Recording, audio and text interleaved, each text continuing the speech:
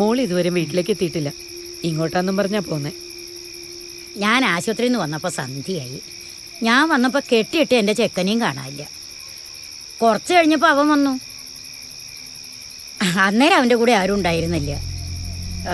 എന്നാലും ഞാൻ പോയി ഒന്ന് ചോദിച്ചു നോക്കാം.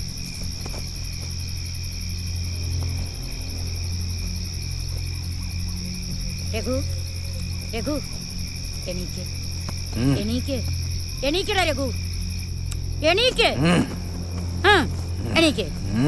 രഘു മോനെ, നീ ഇന്ന് എവിടെ പോയതായിരുന്നു? നിന്നെ ആരാ പൂട്ട് തുറന്ന് വിട്ടത്?